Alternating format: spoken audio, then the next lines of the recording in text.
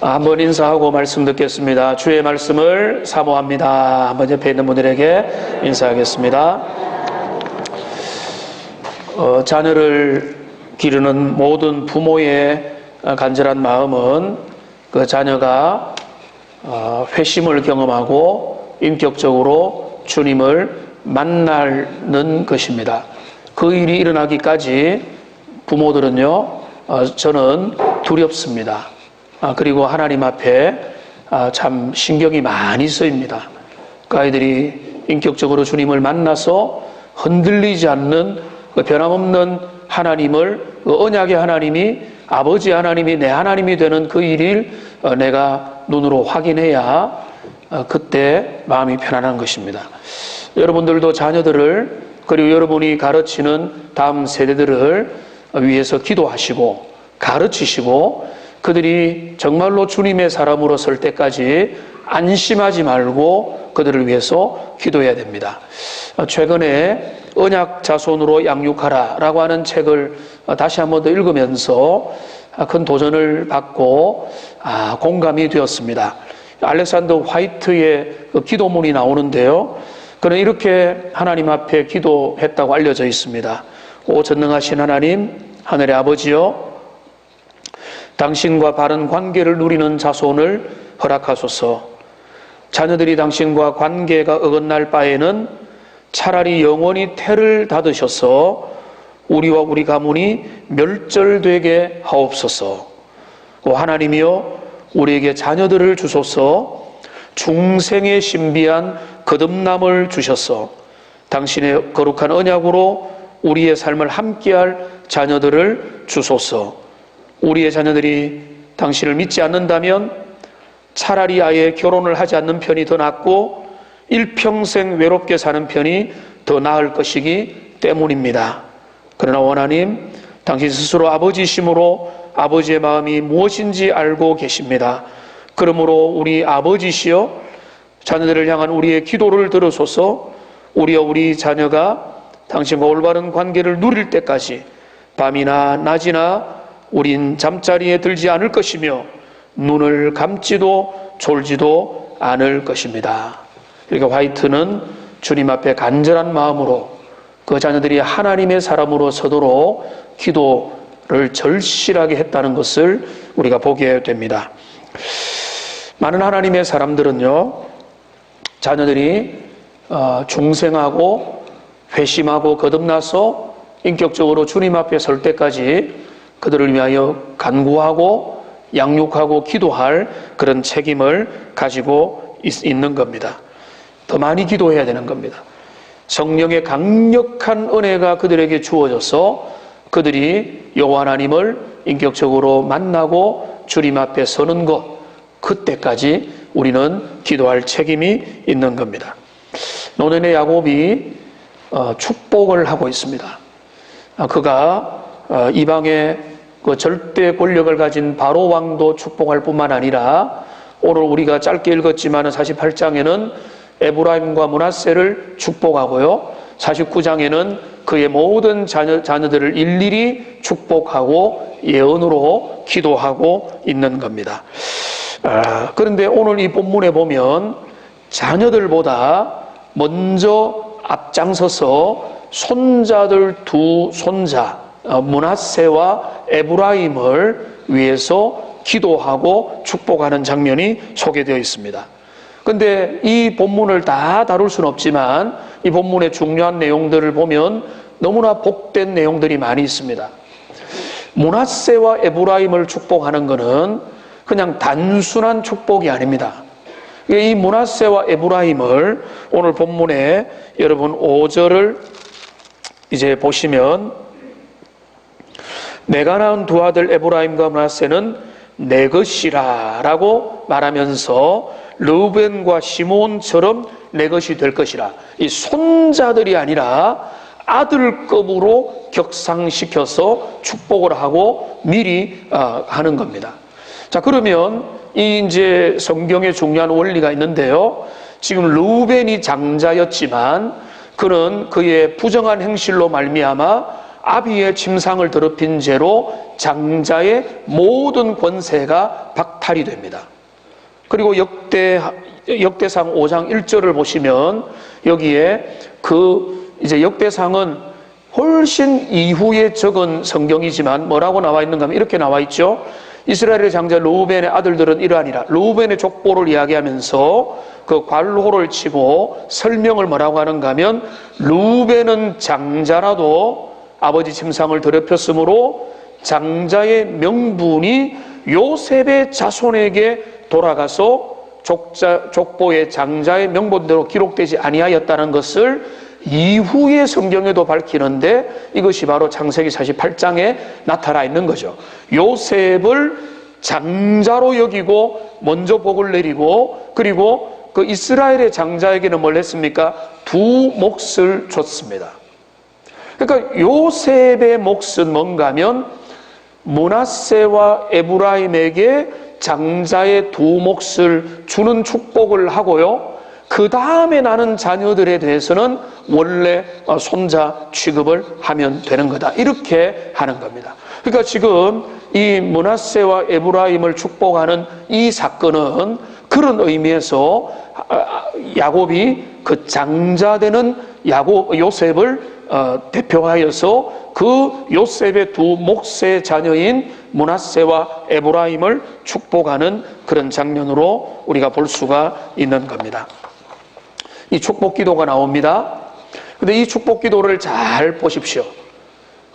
자녀들을 기르는 모든 부모가 보시고, 그리고 손주들이 있는 모든 부모가 보시고, 다음 세대를 가르치는 모든 부모가 보시고, 그 다음 세대를 축복하고 누군가를 위해서 기도해야 될 모든 어른들이 이 내용을 봐야 되고, 젊은이들도 이것이야말로 아름다운 가정에서 이루어가야 될 진짜 아름다운 축복의 기도라고 나라는 생각을 가지고 이 말씀을 대해야 되는 겁니다. 왜냐하면 이 말씀에는요, 축복 기도의 아름다운 모델이 될 만한 그런 야곱의 기도가 나와 있기 때문에.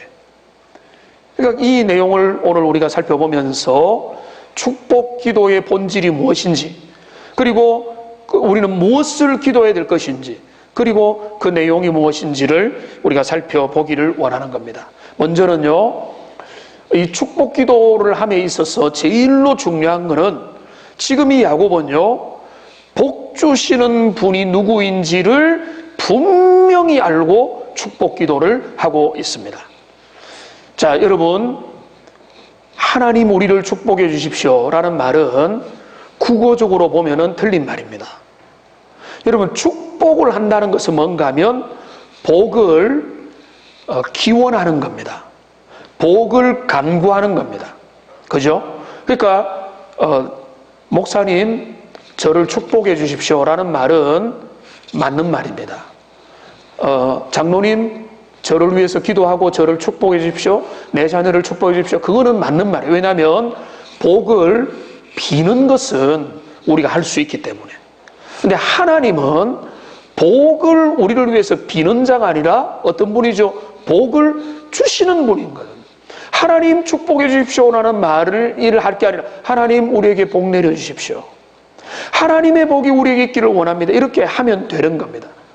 자, 그러니까 우리가 그거는 뭐 용어가 틀렸다고 해서 하나님이 너 용어 틀렸으니까 내가 복 안 줄래, 이렇게 하시는 분은 아니지만은, 그러나 우리가 알 거는 분명히 알아야 된다는 그런 말씀입니다. 하나님은 우리에게 복 주시는 분이고, 그 주님의 복을 우리가 간구하면서 기도하는 게 축복을 구하는 기도가 되는데요. 그런데 이 야곱의 기도를 보면 그 하나님 앞에 그 므낫세와 에브라임 그 순서가 바뀌어서 에브라임과 므낫세를 위해서 기도하면서 복 주시는 분이 누구인지를 분명히 알고 그가 기도하고 있는 것입니다. 오늘 이 본문에서 우리가 그 내용을 보는데요, 지금 야곱이 하나님 앞에 기도하면서 하는 내용을 보십시오. 15절과 16절 초반에 보면 그 복 주시는 분이 누구인지를 분명히 알고 그가 기도하고 있다는 것을 보게 되는 겁니다. 15절에 보면은 그가 요셉을 위하여 축복하여 이르되, 먼저 그가 하나님 복 주시는 분이 누구인지를 분명히 고백합니다. 내 조부 아브라함과 이삭이 섬기던 하나님이라고 먼저 부르고 있는 겁니다. 그냥 하나님이 누구든지, 하나님이 어떤 분인지 상관이 없이 그저 내게 복만 주세요 라고 그가 기도하는 게 아니에요. 그가 복을 청원하면서 그는 먼저 하나님을 의뢰하면서 말합니다. 내 조부 아브라함과 내 아버지 이삭이 섬기던 하나님을 부르는 겁니다. 이 야곱의 하나님은 어떤 하나님입니까? 아버지 하나님, 할아버지 하나님. 뭔가 하면 조상의 하나님이에요. 여러분, 우리의 신앙에서 제일 위험한 것은요, 하나님을 지금 내 생을 조금 도와주고 내 인생을 조금 보탬을 주는 이런 하나님으로 축소시키고 제한시키는 겁니다. 하나님은 내가 있기 전에도 여전히 계셨고 우리가 죽고 난 다음에도 여전히 계시는 분이 우리 하나님이시잖아요. 하나님은 영원히 변함없는 역사 속에 임재하시고 거룩하게 존재하시는 하나님이심을 지금 야곱은 고백하는 겁니다. 할아버지 하나님, 아버지 하나님, 우리 선조의 하나님, 이미 우리의 그 기독교 역사와 신앙의 모든 역사 가운데 역사하셨던 그 하나님을 지금 부르고 있는 겁니다. 그 다음에 또 뭐라고 합니까? 아브라함의 하나님, 이삭의 하나님, 내 할아버지 하나님, 아버지 하나님을 부르던 그 야곱은 그 다음에 뭐라고 부르는 겁니까? 여기 이렇게 고백하는 겁니다. 나의 출생으로부터 지금까지 나를 기르신 하나님. 여러분, 이게 너무나 귀한 겁니다. 보십시오. 내 아버지 하나님, 내 할아버지 하나님이 지금 이제 어떤 하나님입니까? 나의 목자 되신 하나님으로 이제 가까이 와 있습니다. 여러분, 하나님, 변함없는 하나님, 위대한 하나님, 성경의 하나님, 지난 시절의 하나님, 우리의 선조들의 하나님이 너무나 중요하지만은 내가 그 하나님을 나의 하나님으로 고백하지 않는다면 그 하나님에 대한 신앙은 없는 겁니다. 의미가 없는 겁니다. 부족한 것입니다. 그런데 지금 이 야곱은요, 이 하나님이 나의 출생부터 지금 내가 죽기까지 나를 인도하신 하나님이라고, 목자 되신 하나님을 내 하나님이라고 고백하고 있는 거예요. 여러분, 이것이 우리가 정말로 기대하고 사모하는 것입니다. 우리의 자녀들을 위해서 가장 기뻐해야 될 일은 바로 이것인 겁니다. 오늘 우리의 새가족들, 우리가 주님의 앞에 나와서 신앙생활하는 모든 사람들에게, 목회자와 하나님의 사람들이 기뻐하는 일은 단 한 가지입니다. 그들이 주님 앞에 신앙 고백을 하는 것, 하나님의 말씀 앞에서 여호와 하나님을 내가 우리의 인도자를 통해서, 우리 목사님을 통해서, 우리 선배 장로님들과 권사님들의 그 믿음을 보면서 배워왔지만은 이제 그 하나님이 내 하나님입니다. 그 하나님이 나의 하나님입니다. 나의 인생을 지켜주신 하나님입니다라고 고백하는 그거, 그게 바로 믿음의 자기화로 만들어가는 것이죠. 야곱이 보십시오. 야곱이 하나님을 제대로 안 거죠. 야곱의 하나님 어떤 하나님입니까? 그 복 주시는 하나님은 그저 하나님 내게 복만 주시면은 하나님이 어떤 분인지 상관없습니다가 아니죠. 이 하나님은 나의 아버지 하나님이었고 나의 할아버지 하나님이었고 언약의 이전부터 역사하신 하나님이었는데 이 하나님이 지금 내 하나님입니다. 나의 출생으로부터 나의 인생의 모든 시간을 이끌어 오신 하나님이다라고 지금 자기 고백을 하고 있는 겁니다. 그뿐만 아니죠. 이 복 주시는 하나님이 어떤 하나님이십니까? 여기 16절을 보면 또 나와 있습니다. 나를 모든 환난에서 건지신 여호와의 사자께서. 이 사자라는 말은 하나님의 등장을 의미하는데 하나님이라고 봐도 방불하기 때문에 여기 또 야곱의 하나님 어떤 하나님입니까? 그의 하나님은 나의 모든 환난에서 나를 건지시는 하나님. 이거는 그냥 이념이 아닙니다. 이거는 그냥 이론과 신학이 아닙니다. 그의 고백인 겁니다. 나의 그 젊은 날부터 이제 지금 죽음을 앞서 있는 140여 세가 된 이 시간 동안에 내 인생의 모든 험난한 고비와 굴곡들의 상황 가운데서 하나님 나를 인도하시고 지켜주시고 나타나시고 환상 보여주시고 말씀하여 주시고 기적으로 이끌어 주시고 다른 사람에게 찾아가셔서 역사하셨던 그 수많은 베델의 하나님, 야복강의 하나님, 그 하나님의 그 만남의 흔적들, 기적의 흔적들을 그가 다 가지고 있기 때문에 지금 하나님 앞에 고백하는 겁니다. 나의 모든 환난 가운데 나를 이끄신 하나님, 이렇게 고백을 하고 있는 겁니다. 그러니까 지금 이 야곱의 축복 기도가 얼마나 깊습니까? 그러니까 우리의 모델이 되는 겁니다. 그는 먼저 하나님을 바라봅니다. 하나님, 복을 주시는 하나님을 바라보는데 이 하나님은요, 대충대충의 하나님이 아니고 그냥 하나님이라는 칭호만 부르는 게 아니라 거기에는 깊은 신앙의 고백이 담겨 있는 거예요. 우리에게 복 주실 하나님은 어떤 하나님이냐? 우리 선조들로부터 우리에게 역사하고 은혜 주셨던 그 하나님이고, 내 삶을 어릴 때부터 지금까지 목자로서 지켜주신 하나님이고, 이 하나님이 내 삶의 모든 삶의 과정들마다 환난과 역경에서 나를 이끌어주신 그 하나님 앞에 지금 기도하고 있는 겁니다.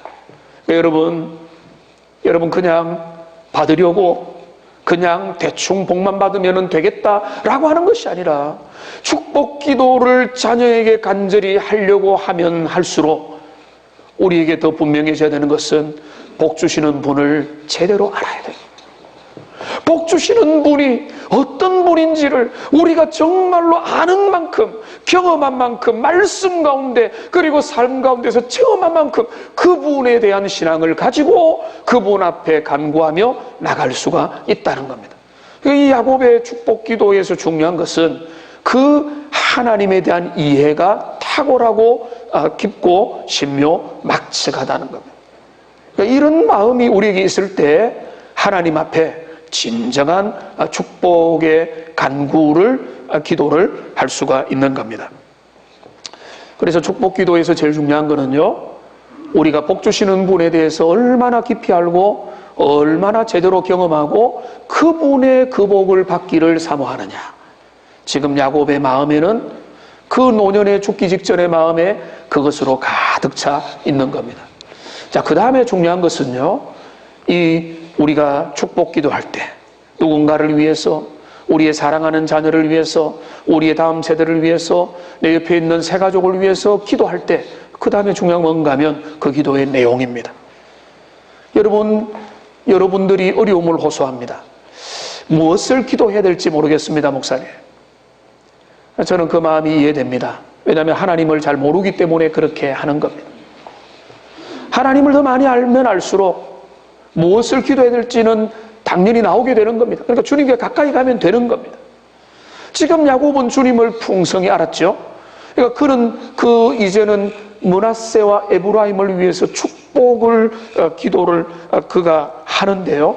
오늘 16절에 역시 세 가지로 그의 기도가 나와 있습니다. 우리가 우리의 자녀들을 위해서, 다음 세대를 위해서, 우리의 그 학생들을 위해서, 어린 아이들을 위해서 품에 안고, 어제도 이제는 다 커가는 그 아이를 위해서 이 말씀을 준비하니까 더 간절한 마음으로 자녀를 위해서 기도했습니다만은, 우리가 우리의 그 자녀들을 위해서, 다음 세대를 위해서 어떻게 기도해야 되느냐? 여기 16절에 세 가지가 나와 있습니다. 먼저 그는 기도합니다. 이 아이들에게 복을 주시오며. 여러분, 이게 가장 먼저 기도입니다. 다른 거 없어요. 만복에 거느신 하나님께서 이 아이들에게 복을 주십시오. 여러분, 이 기도만큼 강력한 기도가 있습니까? 하나님의 복이 함께하는 인생이 되게 해주십시오라는 거 아닙니까? 하나님의 은혜가 머무르게 해달라고 하는 거, 이 기도가 제일 큰 기도죠. 하나님, 주님의 복을 주십시오 라고 하는 게 첫 번째 기도입니다. 그 다음에 두 번째 기도로 이렇게 기도합니다.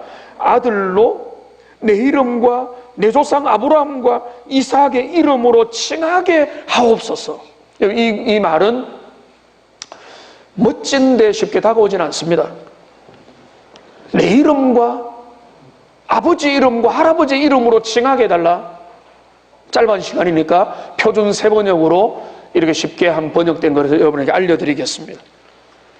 나의 이름과 할아버지의 이름 아브라함과 아버지의 이름 이삭이 이 아이들에게서 살아있게 해주시기를 기도합니다. 훨씬 다가오죠. 내 이름과 내 아버지의 이름과 내 할아버지의 이름이 이 아이들의 생애 속에서 살아서 메아리치게 해달라고 기도하고 있는 거예요. 그들에게 흔적이 되게 해달라고 기도하고 있는 겁니다.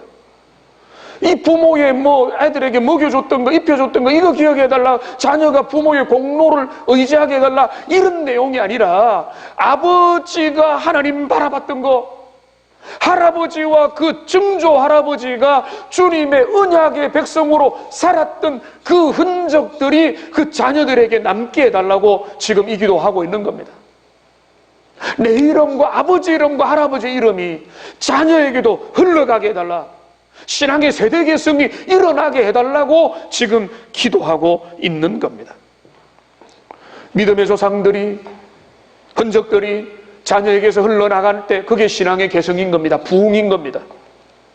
하나님에게로 다시 돌아가고 말씀으로 돌아가고 진리로 돌아가고 그들이 크게 주님이 주시는 그 말씀의 신앙으로 돌아가서 믿음으로 돌아간다면 그들이 바로 그 부모의 흔적, 어른의 흔적, 조상의 흔적을 그들이 밝히게 되는 것이기 때문에 그런 겁니다. 하나님 앞에 크게 쓰임받았던 스펄전 목사님을 이름쯤은 들어봤을 겁니다. 그 목사님 뒤에는 기도하는 어머니가 있었습니다. 어머니는 스펄전 목사님을 품에 안고 어린 시절에 그를 위해서 이렇게 기도했습니다.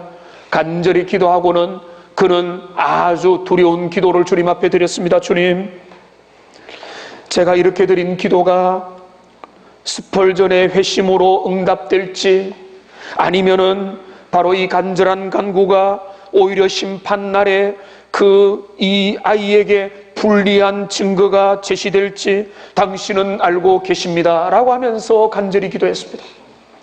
이 아이가 회심하여 주님 앞에 쓰임받는 인생이 될지 아니면은 회심하지 못하고 끝까지 강팍해서 하나님의 심판날 앞에 주님 앞에서 정죄받을 그 증거가 될지 두려운 마음으로 간절히 기도했는데 그 기도는 헛되지 않았습니다. 훗날의 스펄전은 기억을 떠올립니다. 어머니의 기도가 심판날의 나를 심판할 증거로 제시될 것이다 라고 하는 그 마음의 생각이 들자 어린 시절에 내 마음은 갑자기 공포심이 밀려왔고 그것 때문에 두려운 마음을 가지고 하나님을 더 가까이 찾게 되었고 드디어 주님이 어느 날 내게 만나 주셨다라고 고백하고 하나님 앞에 크게 쓰임을 받기 때문에 그런 겁니다. 여러분, 지금 이 야곱의 기도는 짧은 문장으로 나의 이름과 아버지 이름과 할아버지 아브라함의 이름으로 칭하게 해달라고 나와 있지만은 이 기도의 내용은 다른 말로 말하면은 그 신앙이 계승되게 해달라고 그들이 자기의 믿음을 가지고 선조들이 붙잡았던 언약의 하나님을 자기의 하나님으로 믿게 해달라고 하는 그 기도가 오늘 야곱이 그 아이들을 위해서 하는 간절한 기도의 내용이었던 것입니다.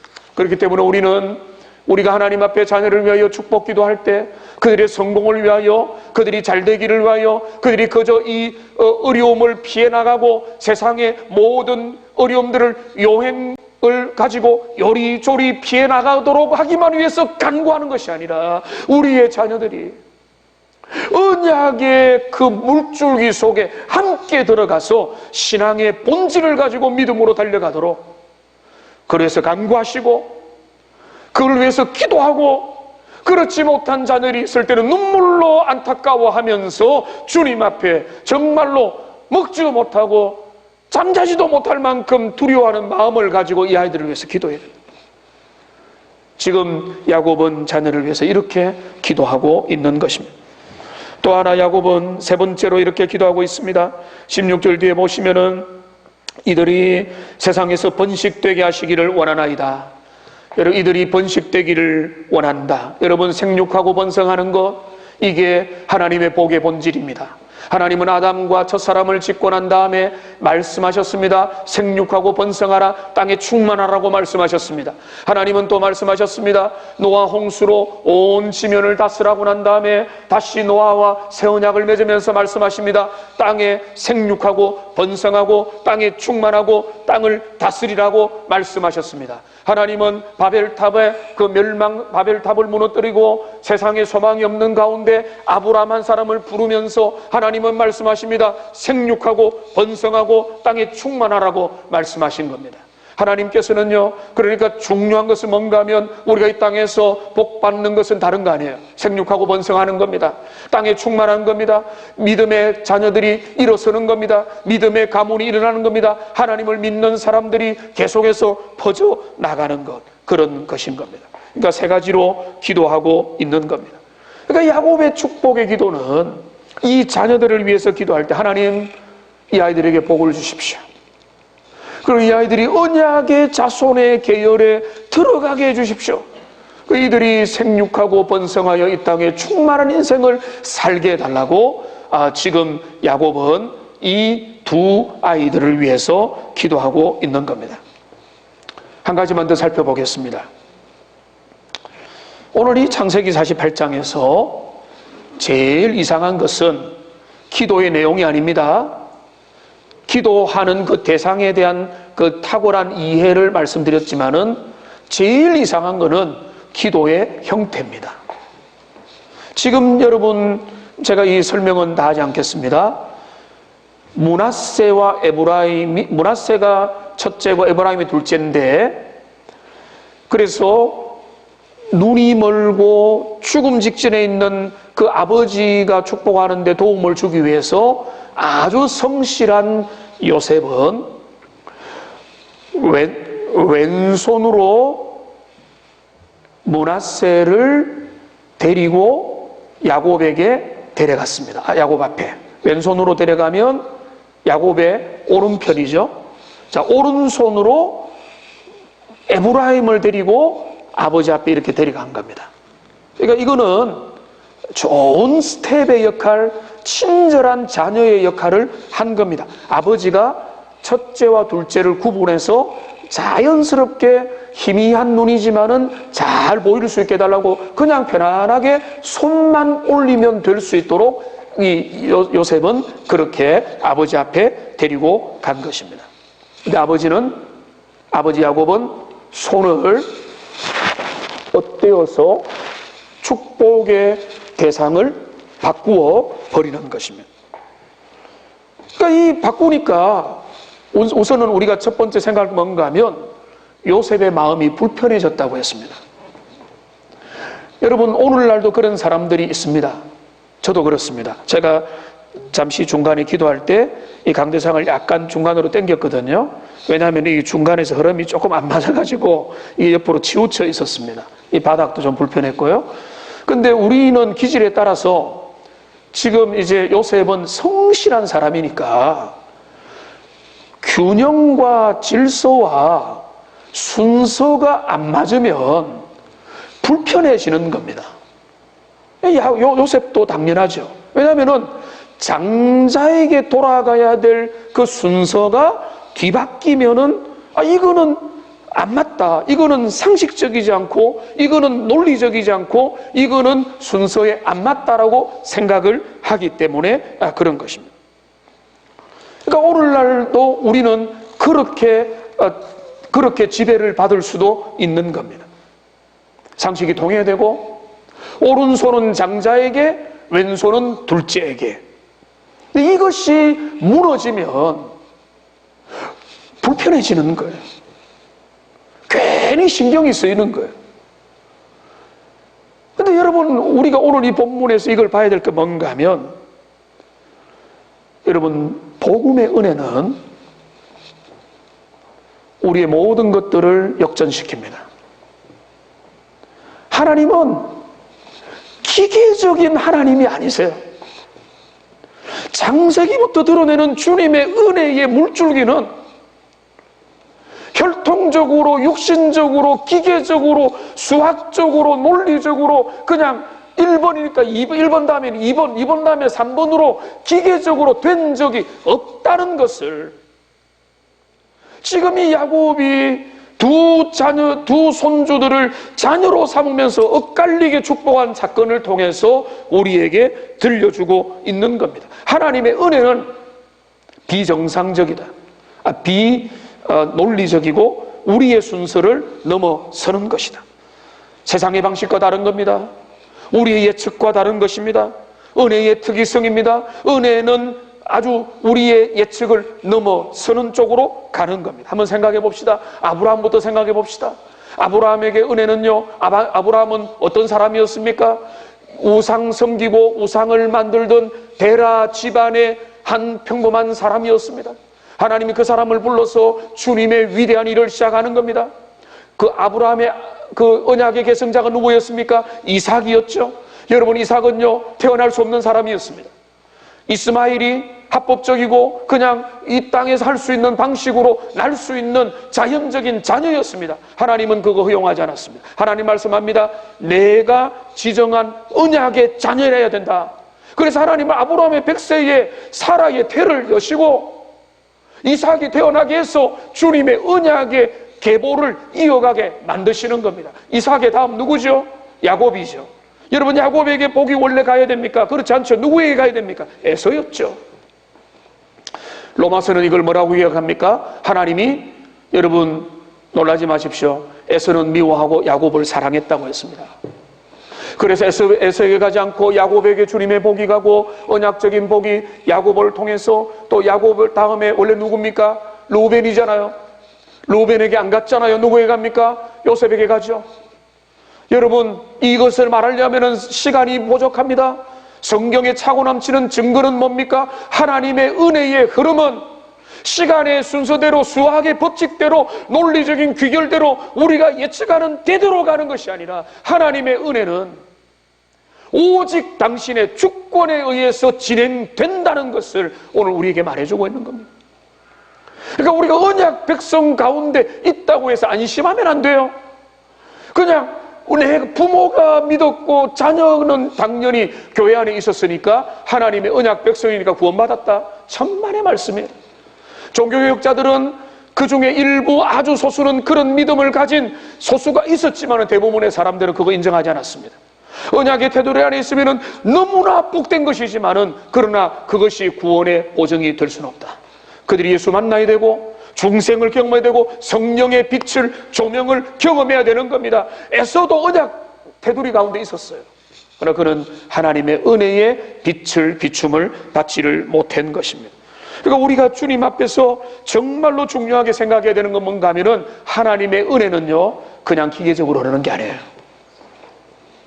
이것을 잘 하셔야 됩니다. 지금도 주님의 은혜는 역전시킵니다. 순서를 바꿉니다. 낮은 자를 높이시고 높은 자를 낮추시고 가난한 자를 위대하게 만드시고 역전시키고 뒹굴게 만들고, 그래서 하나님만이 이 일의 주인공이라는 것을 지금도 바라보게 만드시는 거예요. 몇 가지 구절을 보겠습니다. 마태복음 19장 30절 같이 한번 읽어보겠습니다. 그러나 먼저 된 자로서 나중되고 나중된 자로서 먼저 될 자가 많으니라. 요한복음 1장 13절에는 이렇게 말합니다. 이는 혈통으로나 육정으로나 사람의 뜻으로 나지 아니하고 오직 하나님께로부터 난 자들이니라. 로마서 2장 28절은 말하죠. 오직 무릇 표면적 유대인이 아니요 표면적 육신의 할례가 아니니라. 야곱의 어긋 맞춘 축복 기도의 사건은 하나님의 은혜는 기계적인 것이 아니다. 하나님의 은혜는 은혜 줄 자에게 주고, 그리고 그거는 주님의 주권이며 오늘날도 우리는 그 하나님의 주권의 두려움과 어미로움과 그 은혜의 비예측성, 그래서 이거를 가지고 어떤 분은요, 하나님을 재즈의 하나님으로 비교했습니다. 정해진 게 아니라는 거죠. 이거를 우리가 볼 수 있으면 좋겠습니다. 내 말씀을 정리하겠습니다. 오늘 우리는요, 야곱이 두 인생을, 에브라임과 므낫세를, 물론 둘 다 축복을 했습니다만은 축복하는 이 축복 기도의 모습을 우리가 살펴보았습니다. 여러분, 축복하는 인생 되시기를 원합니다. 축복하는 인생이 되시려면은 복 주시는 분을 더 많이 알아야 됩니다. 내가 그분에게 더 가까이 가면 갈수록 그 복을 누군가에게 줄 수가 있는 겁니다.